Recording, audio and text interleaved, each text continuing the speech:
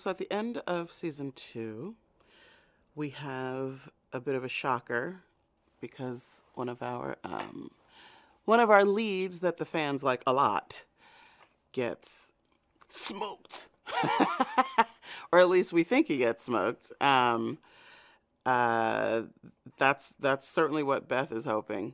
That's certainly what Ruby and, and Annie are hoping. And we're lucky we didn't have our hands in it, but we kind of feel like we can breathe a little bit.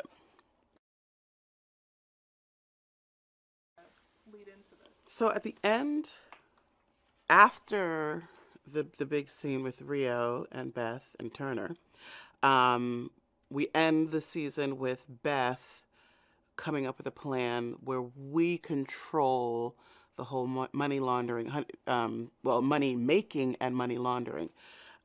So we get into season 2 having started trying to figure out how we're going to do that, like trying to get our chemistry together and figure out our paper and all of that. So the girls are in a position to be in control of every step of the quote-unquote business. You try to be resourceful. You try to just figure things out. And they have somehow figured out how they can get this counterfeiting thing together. And, you know, having Ruby work in the nail salon to have access to chemicals that they need, to have Annie have a job where ones are readily available, and then Beth working in the paper store where she has access to printers and to paper and that sort of thing. They've done all the little things that they feel that they need. And, you know, we realize in the first or second, I'm not sure, that we just haven't gotten the art down. And so that's when Beth tries to get somebody else in who's better at the art, you know, much to Annie's chagrin. But if it's not working, it's not working. So they're by hook or by crook, they're going to figure out a way to make this, you know, counterfeit money look legit. Stan and Ruby have been through thick and thin. I think right now they're getting along. They're a little bit in the murky, but it's definitely running smoother than it had been when he was on the police force. And now he's got a job. He's got to work, and so security is a job that he can do, and security at a strip club is a job that he can do and make decent money. So, you know, Ruby's not excited about it, but Stan's like, look, we got to get this cash. We've got to pay for these meds for this kid. So he's going to do whatever it is he has got to do. We found ourselves beholden to this gangster. And so this season, we've chosen to do everything ourselves. We're no more working for the man, if you will, the gangster man, gang friend. This year, bitches are doing it for themselves, as they say. So I think that everyone should tune in because you're going to find out what went down in that warehouse space with Turner and Rio. And then you're going to find out how these women come back and figure it all out in this new dynamic. Season 2 ends with Beth apparently shooting Rio. And Turner is there as well. And it's, you know, she's going in. She thinks she's going to go in and just try to pay off her situation. Turns out he's watching her.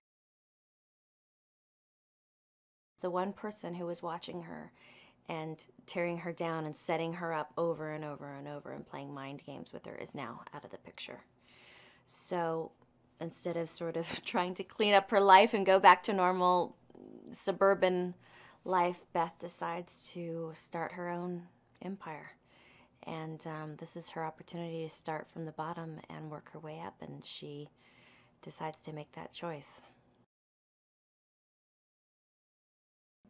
Well, you start out season 3 and you see Ruby at the nail salon, and you see Annie in ballet, and Beth is working at a paper store, and it seems like they're just trying to make ends meet and pay the rent and protect their children.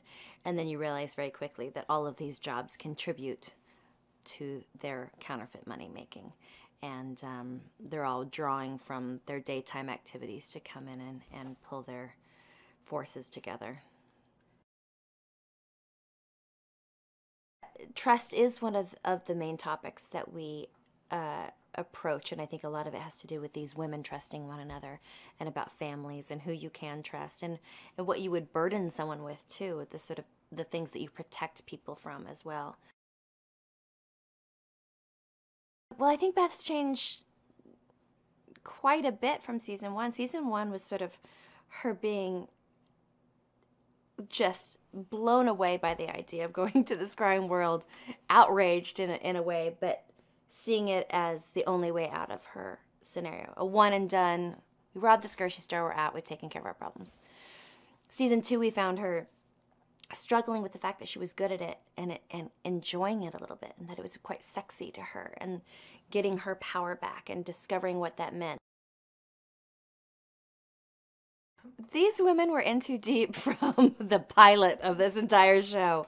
They don't know what they're doing. I mean, that's what adds to the storytelling and the humor and the fear and the anxiety. Is it's hard enough to run your own business, a real stand-up business in the community. It's even harder to start a crime business, because you have no support, and everything is a secret, and everything is a risk.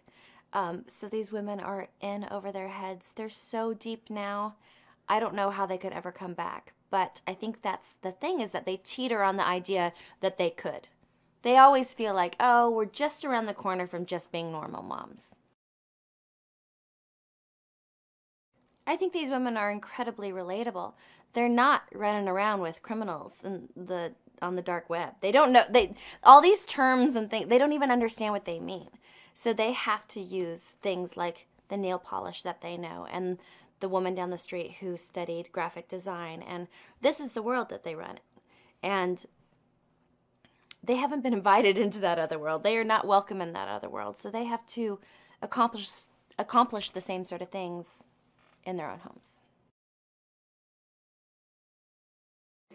I think everyone can relate to wanting to support your family and doing anything that you could to do it. And we play with that slippery slope of, well, if you've tried it once, does it seem as bad the next time? And what is worse than the next? And what's worse than that? And it's always them sort of dipping their toe in the water and then pulling back. And it has to do with raising their children and keeping them fed and keeping them warm and all the things that we would do for one another. And that was the reason they did this in the very beginning. And it continues to be so. But now it's other things as well. And it's always to protect one another. But the reasons are starting to get more and more selfish, which money can do to people. I think in season 3, you'll find your favorite mom criminals doing what they do, not very well. But this time they are unencumbered. They are not being looked after. No one's watching them.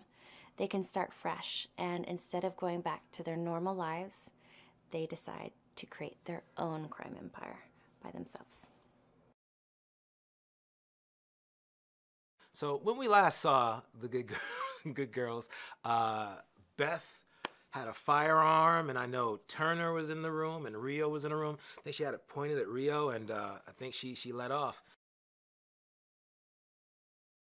Stan, when we last see Stan and Ruby, Stan, it was a tumultuous season. Stan made choices that were outside of his moral compass, and but he did it for his family. That's Stan. The most important thing in Stan's life is that his family is safe, that his wife and his children are safe. That is his main jobs, to keep them safe, and that is, part of the reason that he wanted to become a cop, because he has a strong moral compass inside, and he he has a strong feeling as to what's good and what's bad. That drives Stan. This is good and that's bad. It's clear, it's clean cut. There's no gray area, and he went against all of that season 2, and that cost him his job. You know, when we meet Stan, he's like the security guard, and you know, he just took the test and he got into the police department where he's always wanted to be, and then all this kind of stuff, this mishigas went down, and now season 3, Stan is a bouncer at a strip club, making a lot of money, but still he's a bouncer at a strip club, and but you know, in the same way, he's protecting and you know, taking care of folks. And I think that's at the core of him, of who he is. He wants to be of service to people in some way. Being a parent or just living, you realize that life throws you these curveballs that you just have to either flow with or not flow with. And he is just learning constantly to just deal with what comes at him. And I think in season 3, he's just kind of just accepted that that's what this life is. You should watch season 3 because Rio gets shot up. The girls get deeper and deeper down this rabbit hole. Extraneous family members get pulled in.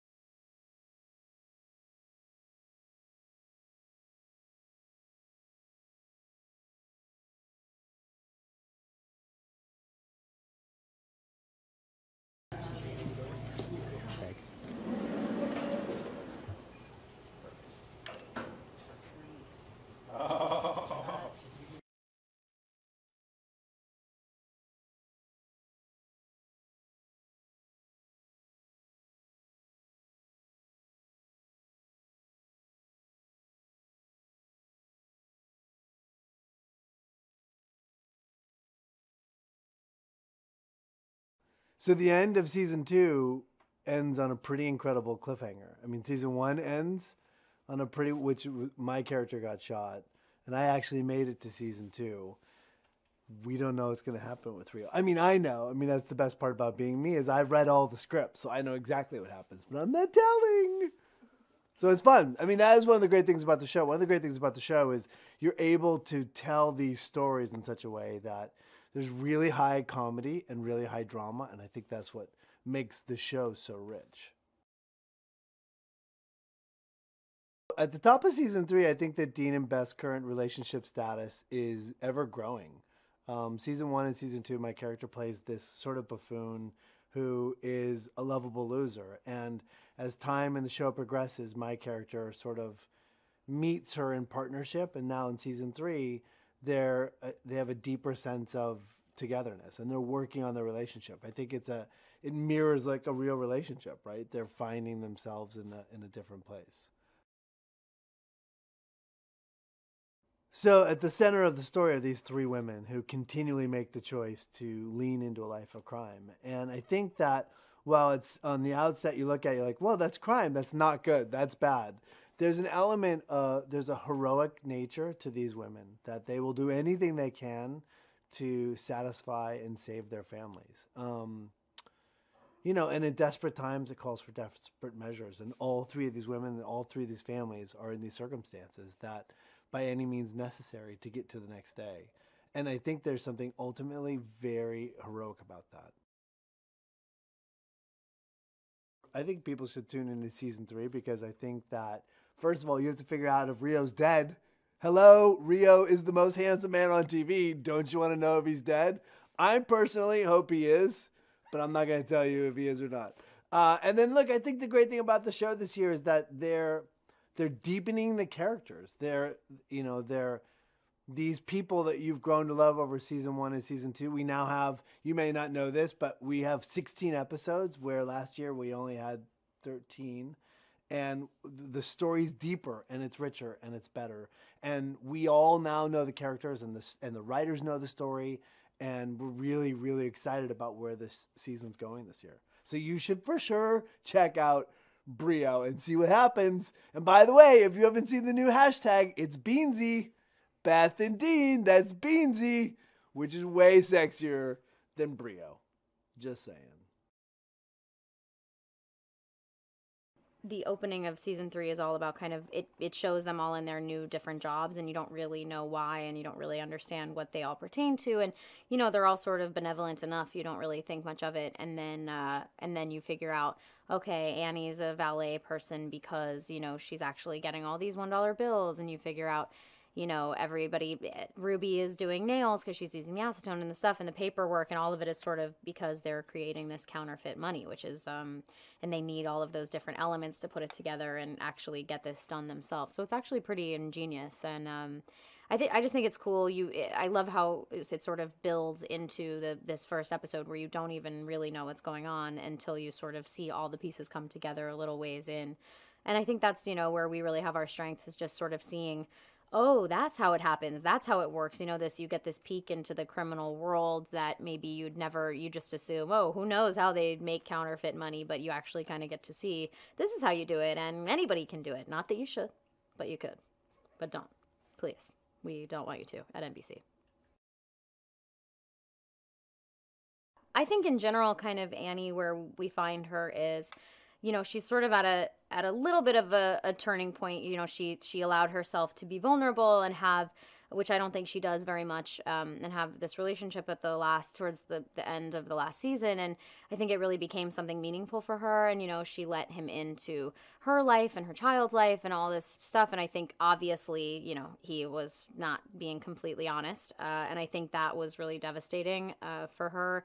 And I think it sort of triggered something in her where I think usually she immediately goes to a defense mode and kind of tries to sort of plow through her pain, not thinking about things and just move through things. But I think she's sort of starting to, I think also anytime anything happens that affects her son, I think that is really the only time that it really gets in for her. So to see her son affected in this way by, her allowing this person who was not trustworthy into their lives, I think seeing that damage kind of makes her at least want to start crawling towards getting better and becoming more of a well-rounded person, a mature person, somebody who can take responsibility and take care of her family and herself. And so I think we kind of start to see that in her a little bit. She'll still always be the same kind of goofy gal, but I think there's just an element in her that's like, okay, maybe I need to be a little more introspective. Maybe I need to actually try to figure out what is going on so I don't keep making these same exact mistakes over and over with people. Kind of the brilliance of this show is these women just keep getting backed into further and further into corners, and yet they always find a way to kind of use their strengths, whatever they have that's unique to them as moms, as normal people, not criminals, etc. They sort of are able to use those skills to their advantage and find ways of getting out of the situations that they've gotten themselves into. But I mean, frankly, a lie is a lie, and it is a situation where every time you tell one, you have to remember the one you told and continue to tell it, and then more and more and more to kind of get yourself out of that. I would definitely go to whatever ends of the earth I had to make sure my family or my loved ones were okay and safe and taken care of. Luckily, I don't have to rob a store yet. I'm, again, not saying that I won't. I probably won't. I'm going to really try not to. And I definitely won't do it in any way that's affiliated with NBC, which they also make me say. But yeah, of course, I think I would do anything to keep my family safe too. And I think that's what makes these women so relatable and understandable is I would do whatever it takes to take care of the people that I love as well. So you know, it's kind of a tough position to be in. And then it sort of becomes the question of, well, when is enough enough? When can you stop? And then do they want to stop? And how does it actually really speak into, like, play into what kind of people they've become and who they really are? It's one of the most, to me, fun and interesting and relatable parts of the show is that, you know, we don't think like criminals. We aren't criminals so far. And so the skill set that we bring to the table, especially all three of us, which I've always felt we all sort of round out a piece of the puzzle, and like all three of us together make a complete sort of mastermind in our own way. But it's all sort of skills that you wouldn't conventionally use towards a life of crime. So I think that is sort of where the amusing and also the moments of going, oh yeah, I never even thought about that. They can just do this stuff, use the thing from the PTA or their mom meeting of this and that. There's, you know, all kinds of different worlds that can be explored that you don't get in any other kind of crime show, really. You get to kind of see them in their element and see how they would work without a boss, see how they would run things if they didn't have anything to be scared of or anybody that they had to look to that was above them. And so I think you'll see some interesting tinkering of systems to try to come up with, you know, them kind of making their own way in this new world.